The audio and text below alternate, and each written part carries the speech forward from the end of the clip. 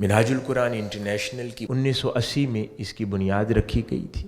وہ زمانہ تھا جس کے اندر فرقہ واریت بھی اپنے عروج پر تھی۔ یہ اس دور میں شیخ الاسلام نے منہاج القرآن کی ایک خاص مقصد کی خاطر بنیاد رکھی۔ ایک آپ نے فرمایا کہ منہاج القرآن کی بنیاد اتحاد امت کے اصول پر قائم ہے۔ تو اتحاد امت کا مطلب کیا ہے کہ اپنے اپنے علمی ڈفرینسز کو رکھنے کے باوجود بھی ایک دوسرے کو عزت، احترام اور محبت کے رشتے میں یوں جڑ جائیں کہ جھگڑے اور فساد ختم ہو جائے۔ یہ وہ پہلا تصور تھا۔ دوسرا، تحریک منہاج القرآن نے مساجد نہیں بنائی۔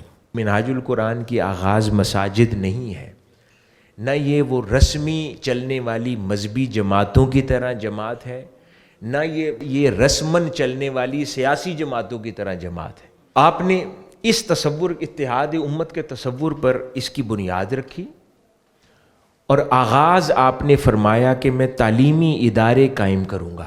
تو آپ نے منہاج القرآن انٹرنیشنل کے تحت جن پہلے سیٹ آف انسٹیٹیوشنز کا آغاز فرمایا وہ سکولز اور کالجز تھے، سٹینڈرڈ تعلیم کا، اور اس کے اندر آپ نے امن کی تعلیم دی۔ ان کے 10,000 خطابات شیخ الاسلام کے ویڈیو ریکارڈڈ ہے اور آڈیو ریکارڈڈ ہے۔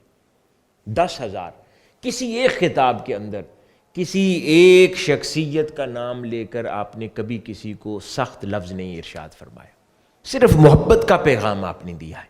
پھر مختلف فورمز وجود میں آتے رہے، یہاں تک کہ پورے ملک میں اس وقت 650 سے زائد سکولز اور کالجز منہاج القرآن چلا رہا ہے، جس میں اس وقت 1.25 لاکھ بچہ پڑھتا ہے۔ پھر ان سکولز کے ذریعے کم و بیش 15,000 سے زائد خاندانوں کو روزگار بھی میسر آیا ہے۔ علمی فکری لٹریچر کی بات کریں تو آپ کو شخصیات ملتی ہیں، کسی نے بڑے بڑے اسکالرز علماء ہیں، کسی نے 2 کتابیں لکھی ہیں، کسی نے 4 لکھی ہیں پوری زندگی کے اندر۔ شیخ الاسلام جیسی شخصیت ہے، اب تک ان کی 650 سے زائد کتابیں چھپ چکی ہیں۔ پھر منہاج یونیورسٹی لاہور، ایک چارٹرڈ یونیورسٹی کی بنیاد آپ نے 1986 میں رکھی۔ آج اس میں 15,000 اسٹوڈنٹ پڑھتا ہے، 150 سے زائد undergraduate, postgraduate degree programmes offer کیے جاتے ہیں، 1,000 اساتذہ کے ذریعے پڑھایا جاتا ہے، اور بہترین معیاری یونیورسٹی ہے۔ پھر اسی طرح پاکستان سے باہر انڈیا میں، بنگلہ دیش میں، افریقہ میں، یورپ میں، دنیا کے 100 ملکوں میں اسی طرح کی خدمت منہاج القرآن انجام دے رہی ہے۔ پھر مدارس کا ایک بہت بڑا ایک ایریا خالی تھا، جہاں پر یہ درس نظامی کے نام سے 300 سال پرانا نصاب رائج تھا۔ کتنا پرانا؟